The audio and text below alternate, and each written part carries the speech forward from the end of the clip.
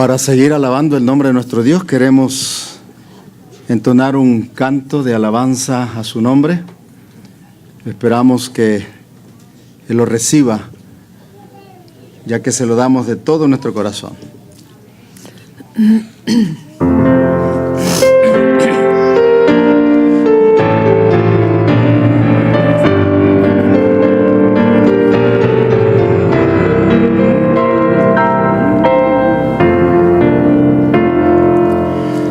Grande amor, los cielos cantan, mil estrellas lo declaran. Grande amor, cantemos a una voz. Monte y valle lo proclaman y los mares lo declaran. Grande amor, sí, grande amor de Dios. En el canto de las aves se podrá oír, y en la risa de la brisa se oye repetir. Tierra y cielo en sinfonía cantan hoy con alegría. Grande amor, sí, grande amor de Dios.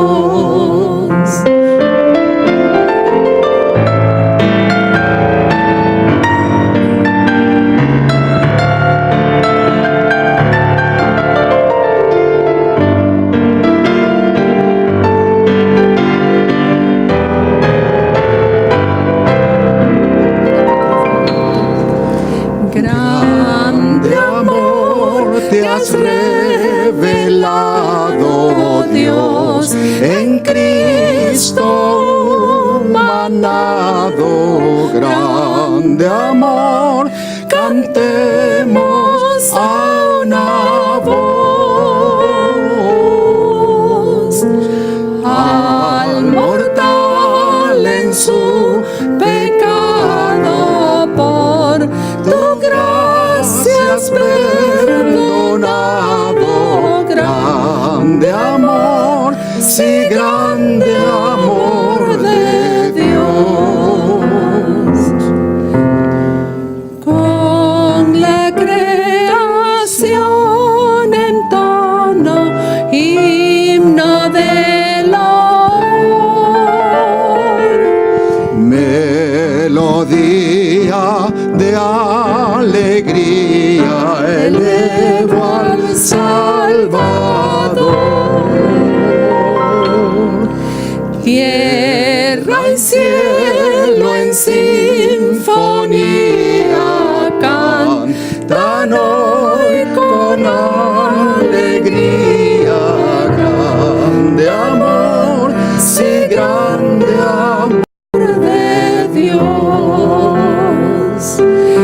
Tierra y cielo en sinfonía cantan hoy con alegría.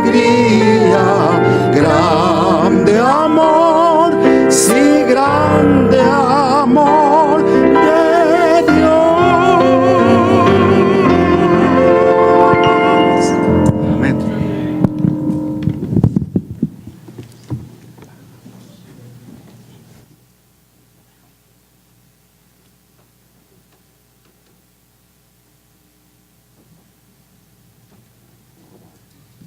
Buenos días. Dira. ¿No? Listo. Ok. Yo no me oigo. ¿Ustedes sí me oyen? Ok. Ahora sí.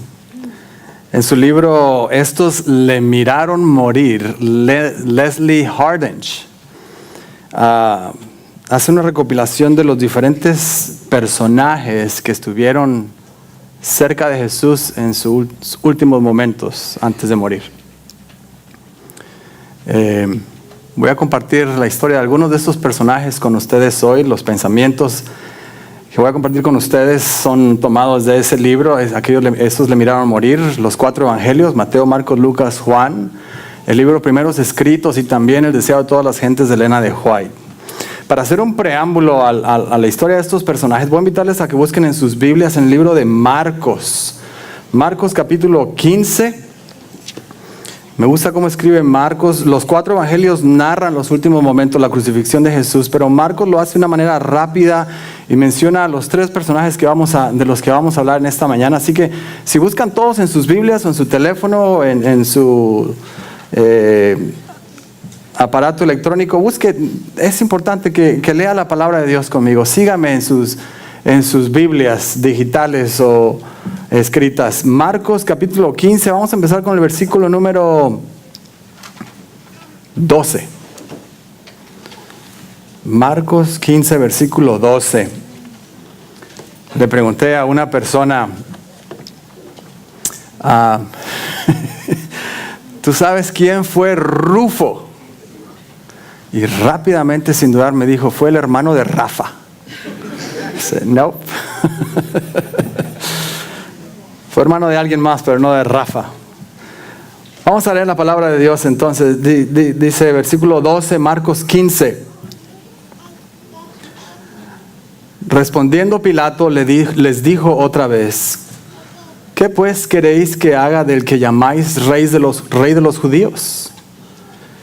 Y ellos volvieron a gritar: crucifícalo. Pilato dijo: pues qué mal ha hecho. Pero ellos gritaban aún más: crucifícalo. Pilato, queriendo satisfacer al pueblo, les soltó a Barrabás y entregó a Jesús después de azotarlo para que fuera crucificado.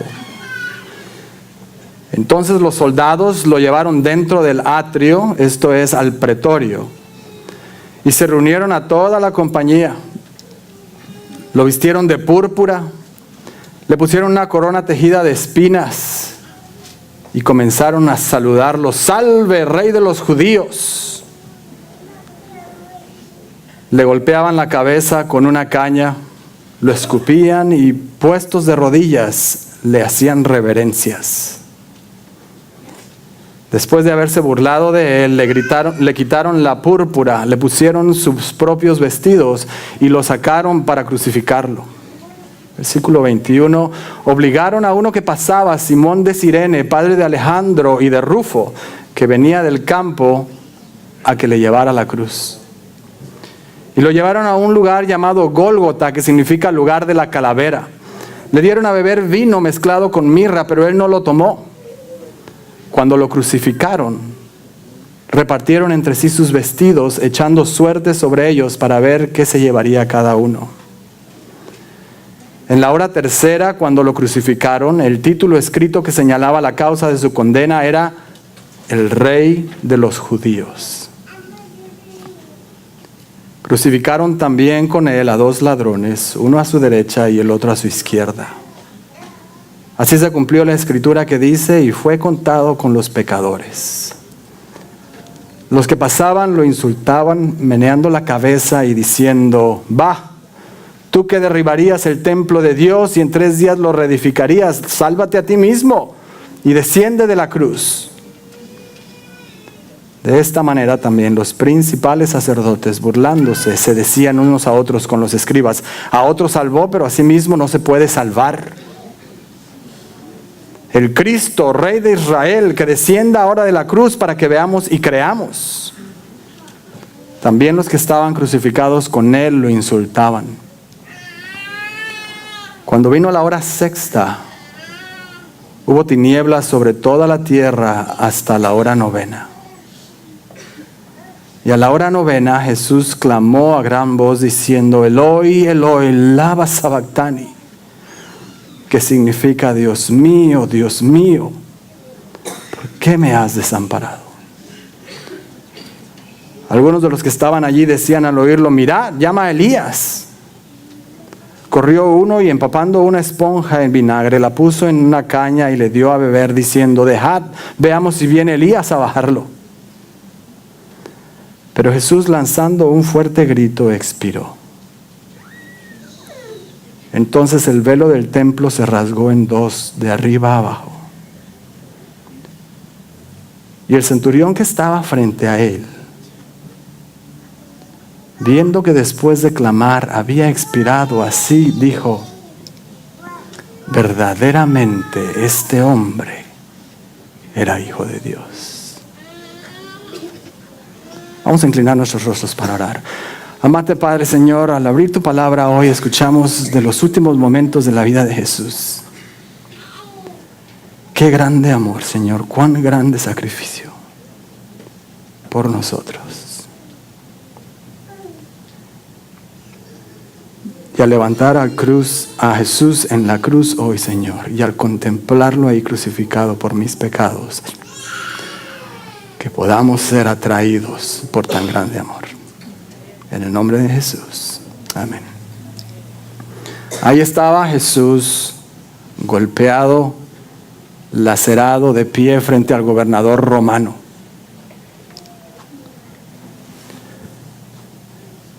Pilato lo entregó a los sacerdotes israelitas y a los soldados para que hicieran a él como ellos quisieran. Él se lavó las manos y se fue a desayunar. Tomaron a Jesús y lo llevaron por el camino que conocemos hoy como la Vía Dolorosa.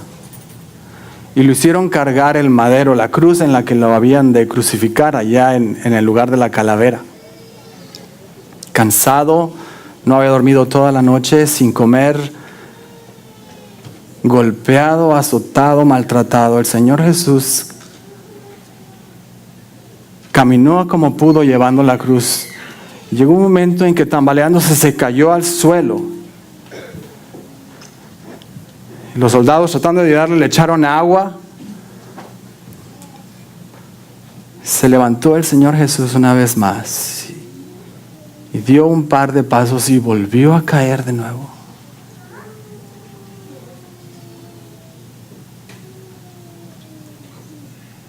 La multitud miraba, había toda clase de gente.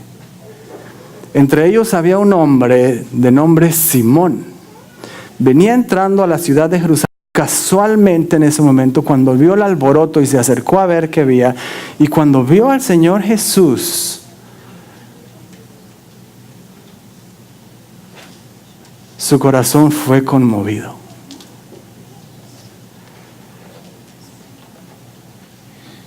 Y dijo algo, expresó el sentimiento que tenía. Cuando lo escucharon los soldados le dijeron: tú, agarra la cruz y cárgala por él. Simón de Cirene, era un hombre del norte de África, de Libia. Era un extranjero, no era originario de Palestina. No sabemos qué circunstancias lo trajeron a vivir en Jerusalén. Sabemos que tenía 2 hijos, Alejandro y Rufo. Este mismo Rufo es probablemente el mismo Rufo a quien Pablo manda saludos en el último capítulo en la epístola del libro de los Romanos. Saludos a Rufo y a su madre. Estos 2 muchachos, Rufo y Alejandro, habían aceptado el mensaje de Jesús. Simón no había aceptado el mensaje de Jesús, por lo menos no abiertamente. Tenía probablemente una parcela o un rancho, un poco de propiedad en las afueras de Jerusalén, y ese día venía entrando del campo de vuelta a Jerusalén. Si Simón hubiera llegado 5 minutos antes a Jerusalén, nunca hubiéramos escuchado nada de Simón, porque él no hubiera visto el alboroto. Si Simón hubiera llegado 5 minutos más tarde de lo que pasó por Jerusalén, él no hubiera visto a la multitud acompañando a Jesús mientras llevaba la cruz. Pero Simón llegó a Jerusalén en el momento exacto.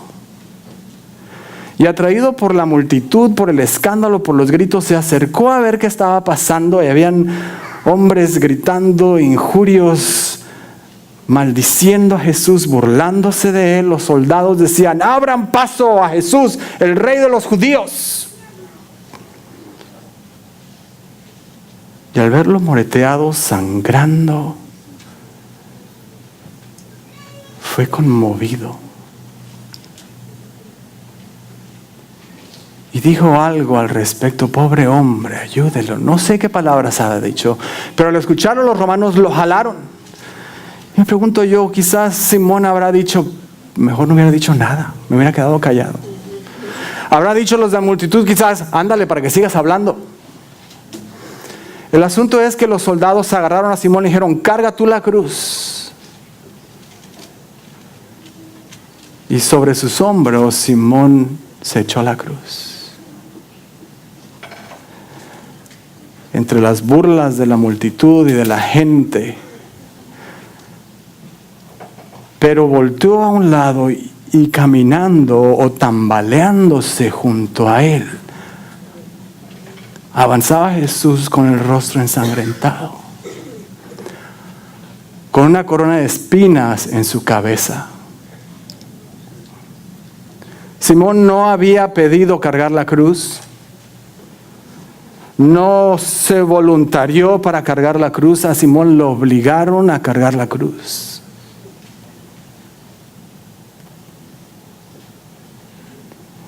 Pero al mirar a aquel Mesías y la actitud en la que en medio del dolor avanzaba, el corazón de Simón fue tocado por él. Y en ese momento fue como si los ruidos de la multitud, los gritos, las bromas, los llantos, las risas, se bloquearon de su mente y su interés completo estaba puesto en aquel hombre, el Mesías de Nazaret. Y en ese momento, por su actitud, Simón fue transformado. A medida que avanzaba, en vez de caminar disgustado porque lo estaban obligando a hacer un trabajo que no quería, Simón cargó la cruz gozoso. Y después de esa experiencia junto a Jesús, Elena de White escribe y dice: Simón escogió tomar su cruz y cargarla el resto de su vida. Por aquel encuentro con Jesús rumbo al Calvario. Cuando finalmente llegaron al Gólgota, al lugar donde habían de crucificar a Jesús, dejó la cruz ahí junto a Jesús y tuvo un lugar en primera fila para todos los eventos que habían de suceder a continuación. Pudo ver cómo los soldados tomaron a uno y otro ladrón y los amarraron a la fuerza porque pataleaban y no se dejaban. Y una vez amarrados los clavaron al madero. Pero cuando vino el turno de Jesús, el Cordero de Dios no ofreció lucha. Cuando pusieron a los ladrones y los dejaron caer en la cruz en posición, profirieron maldiciones y gritaban, insultaban a todos los que estaban ahí, a los soldados romanos, a los jueces, a la gente que estaba ahí presente. Cuando Jesús fue dejado caer el madero en su posición, Jesús no dijo ni una sola maldición. En su lugar hizo una oración: Padre, perdónalos.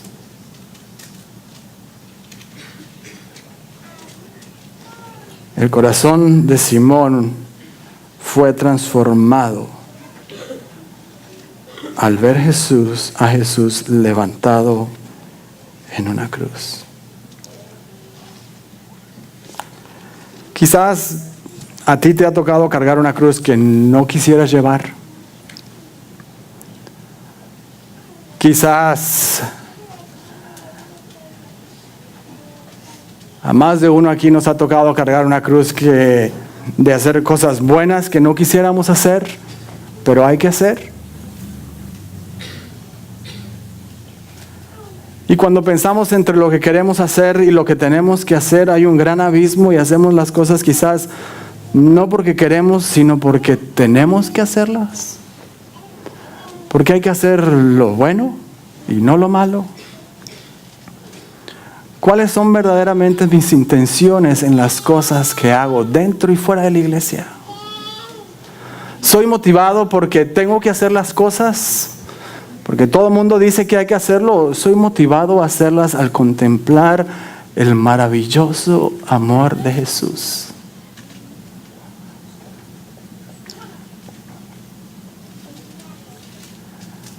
Simón, en esa corta distancia entre el palacio de Pilato y el Calvario, entendió la diferencia entre llevar la cruz a la fuerza y llevar la cruz por amor a Jesús.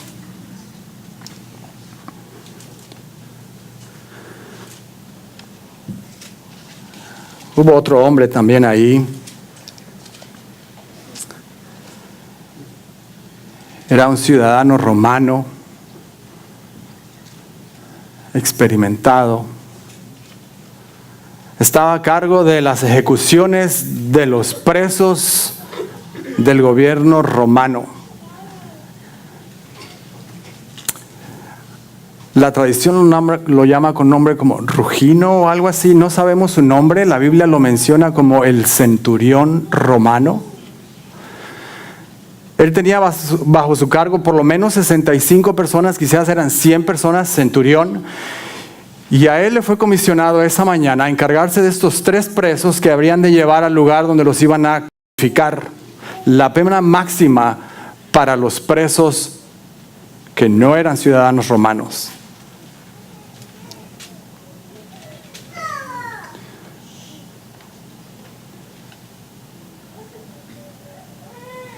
Si tú eras un ciudadano romano, si tú eras un soldado romano en Palestina, vivías en un lugar muy peligroso.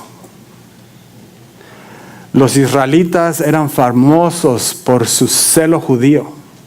Odiaban a los romanos. Matar a un romano equivalía a ser un patriota.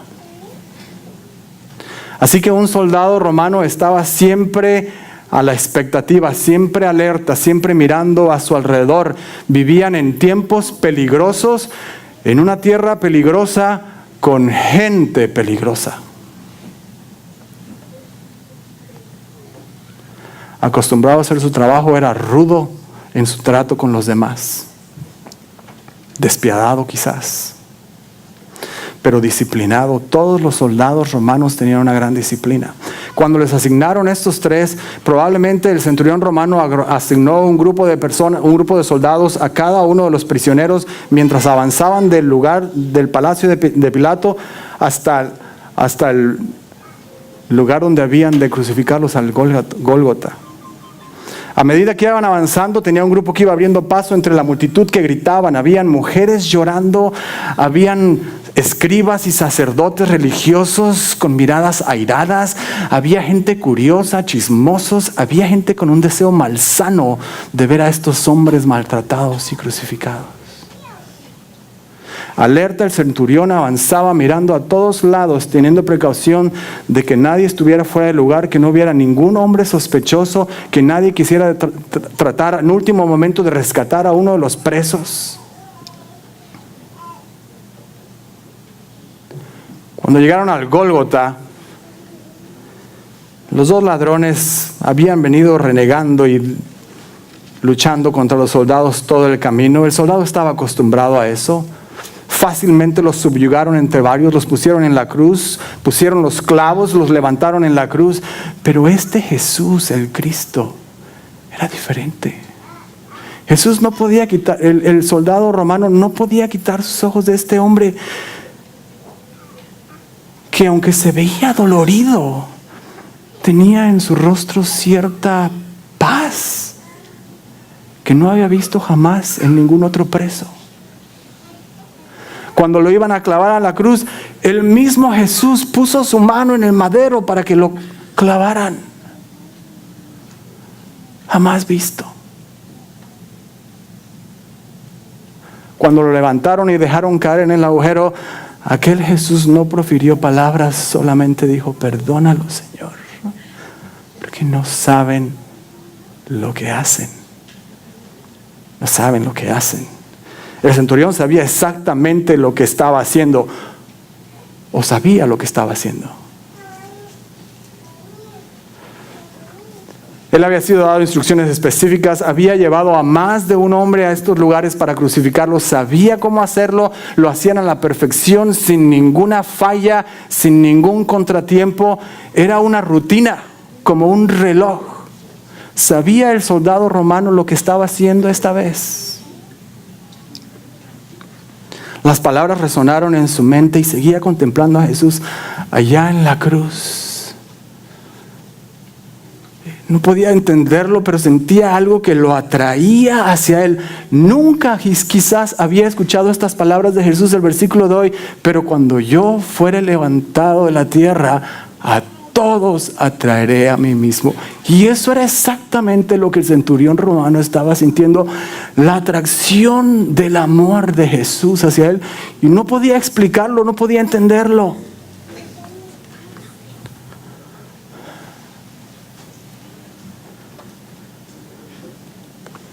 Lo escuchó decir: Padre, Padre, ¿por qué me has desamparado? En tus manos encomiendo tu espíritu. Antes había dicho: consumado es. ¿Qué significaba todo esto? ¿Qué quería decir este Jesús?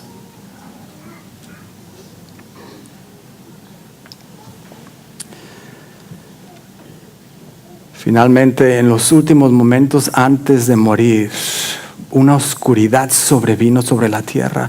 En esos momentos el hombre, entrenado para dificultades, volteó sus ojos de la cruz y empezó a mirar alrededor, dio órdenes a los soldados: quizás tengan cuidado que no haya nadie queriéndose robar el cuerpo de este hombre aquí. Una oscuridad total en la muerte de Jesús. Después sobrevino un terremoto enorme.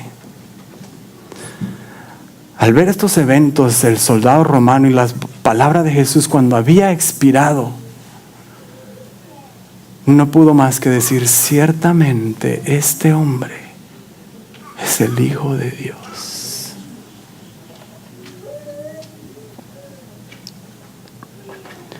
No sé en qué situación te encuentras hoy, no sé cuál es tu camino en la vida, no sé cuáles son tus luchas, tus dificultades. Quizás sientas que estás demasiado mal para orar a Dios. Quizás sientes que estás demasiado perdido para que tengas remedio, para que te puedas acercar a Dios. El centurión romano es un llamado desde aquel tiempo hasta decirte: el Señor Jesús también vino a morir por ti y por mí. Colgado en el madero, el Señor Jesús atrajo a aquel centurión romano hacia él, y de igual manera quiere atraerte a sí mismo hoy. Finalmente, había un joven que quizás había escuchado acerca de Jesús. Quizás había estado alrededor mientras Jesús hablaba, y a las orillas de entre la multitud, entre escuchaba y no escuchaba, y bromeaba con sus amigos. Había crecido un judío. Su madre le había contado historias, como todas las madres lo hacían a estos niños. Historias de las Escrituras. Historias de hombres que habían sido buenos. Historias de hombres buenos que habían alcanzado la perfección. Historias de hombres buenos que habían llegado a ser malos. Y estas madres, desde su infancia, a este niño le había inculcado las Escrituras. Pero algo no le llenaba, algo no hacía sentido. Pensaba que he was too cool for this.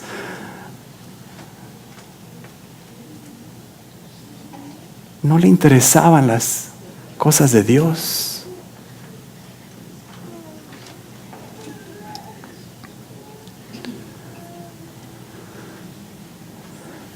Quizás una de las historias que le contó fue la historia del rey Saúl, su madre a este muchacho cuando era niño. El rey Saúl, le dijo, era un hombre grande, el más alto en todo Israel. Y cuando Dios lo escogió para ser rey, lo llenó de su Espíritu Santo.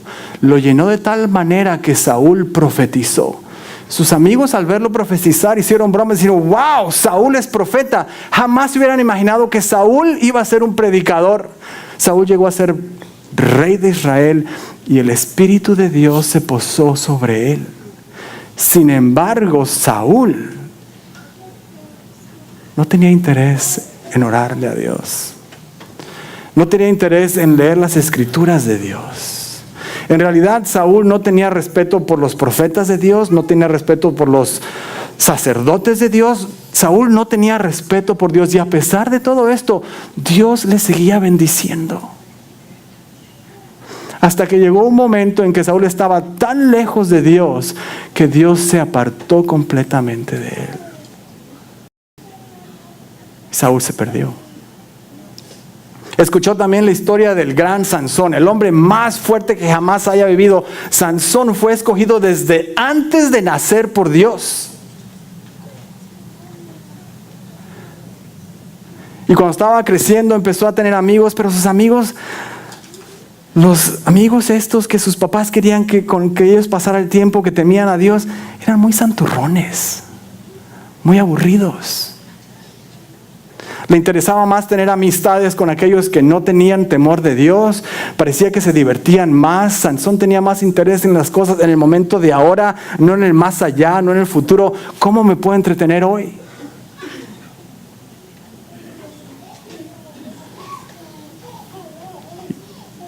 La madre de Sansón más de una vez debe haber llorado con Sansón y decirle, hijo mío, me estás matando, por favor, me rompe el corazón, no hagas eso. ¿Qué haces con esas muchachas de allá? Más de una vez la madre de este muchacho debe haber llorado y decirle las mismas palabras, hijo, me rompe el corazón verte así. Pero lo que empezó como una broma con sus amigos ya no era tan divertido, así que empezaron a encontrar maneras de hacer cosas más interesantes, empezaron a romper la ley, estaban haciendo cosas que no debían, hasta que un buen día el largo brazo de un soldado romano lo alcanzó. Lo metieron preso, lo condenaron a muerte. Allá en la cárcel probablemente su padre lo fue a visitar 10 años más viejo. Se sentía el pobre hombre de ver a su hijo condenado a muerte. El joven había pensado, esto le pasa a cualquiera, pero jamás me pasaría a mí. Y aquí está ahora sentenciado a morir, death row, esperando el momento cuando habían de crucificarlo. Finalmente aquel día llegó temprano por la mañana, quizás a él y a los otros 2 prisioneros que iban a crucificar. En lugar de llevarlos al Gólgota o al lugar donde los iban a crucificar, los llevaron al palacio del gobernador. Esto parecía raro esta vez. Y cuando llegó había una confusión, una conmoción, había gente por todos lados hablando. Parecía que iban a liberar a uno de los presos, a Barrabás, que era terrible, por este nuevo preso que tenían en el palacio del gobernador. Cuando puso sus ojos en este nuevo preso, se dio cuenta que era el Mesías que había escuchado allá anteriormente. 1000 cosas le pasaron por la cabeza. ¿Cómo es que este hombre lo van a crucificar? Cuando se dio cuenta estaban ya llegando al Gólgota. Enojado, luchando, no se dejaba, pero una rodilla de un soldado romano sobre el pecho lo puso en el suelo y otros más lo agarraron, lo sostuvieron contra el madero y lo amarraron antes de poner los clavos en sus manos. Profirió maldiciones, se renegó y se movía como podía, pero no había quien detuviera el poderío romano contra él. Cuando lo levantaron para ponerlo en el agujero de la cruz que mantendría ese madero de pie y lo dejaron caer sobre ella y cayó, el dolor fue tan intenso que casi se desmayó del impacto. Entonces se despertó otra vez y cuando miró abajo, allá en el suelo todavía, estaba Jesús calmadamente recostándose sobre el madero mientras aquellos soldados lo clavaban a la cruz. Nunca había visto tal cosa. Cuando el Señor Jesús fue puesto junto a él en el madero, no profirió maldición. Perdónalos, Padre, porque no saben lo que hacen, fue su oración.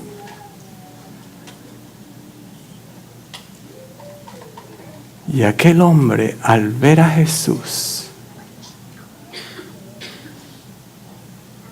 recordó las historias que había escuchado, las profecías que su madre le había contado. Recordó a Jesús hablar entre la multitud. Se dio cuenta que este verdaderamente era el Mesías.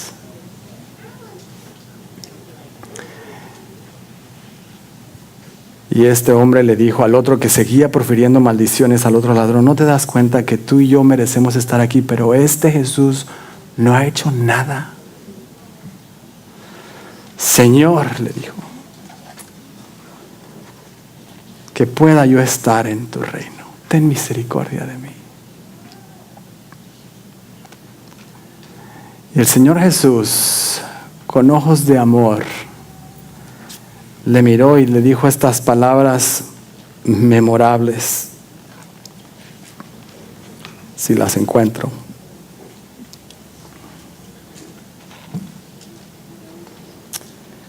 De cierto te digo, hoy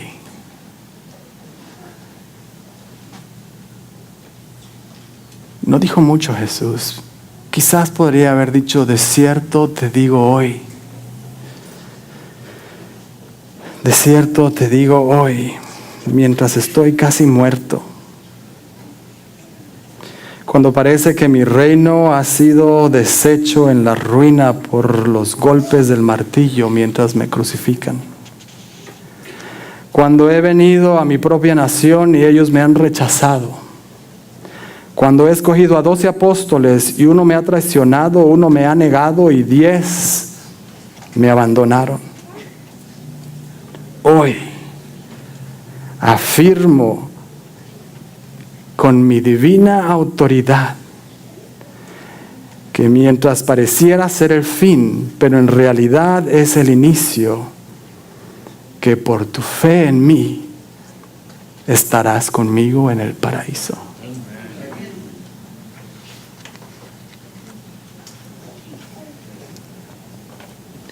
Jesús, levantado en una cruz, atrajo a él a 3 hombres totalmente, con 3 historias totalmente diferentes. Un extraño, un extranjero del África, un soldado romano encargado de matar a los presos, y un ladrón y asesino. Pero en el centro de todas esas 3 historias estaba el hombre de Nazaret orando: Padre, perdona. Si yo fuese levantado de la tierra, atraeré todos a mí mismo. Jesús fue levantado para que los hombres puedan venir y llegar a Él. Jesús es levantado hoy delante de nosotros para que nosotros podamos venir a Él. ¿Quieres venir también?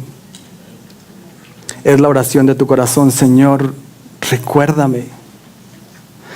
Es la petición del Señor para ti es: Padre, perdónalo. Su promesa para ti es: estarás conmigo en el paraíso. Mientras pensamos hoy en Jesús y en Él crucificado, que podamos en nuestros corazones decir: Señor, toma mi vida, toma toda mi vida. Inclinemos nuestros rostros para orar. Amante Padre Celestial, qué amor tan grande, ni la eternidad nos alcanzará para entender tu infinito amor.